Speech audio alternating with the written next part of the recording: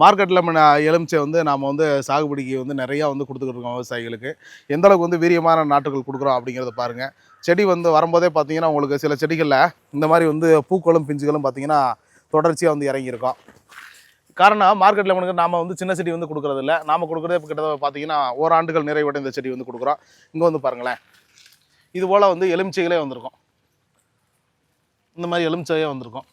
இதை நிறையா வந்து நாமளே வந்து பூக்கள் எல்லாத்தையும் எடுத்து விட்றோம். நீங்கள் நடவு பண்ணாலும் நடவு பண்ணி 6 மாதத்துக்குள்ளே வந்து பார்த்தீங்கன்னா தொடர்ச்சியாக பூக்களும் பிஞ்சுகளும் இறங்க ஆரம்பிச்சிடும்.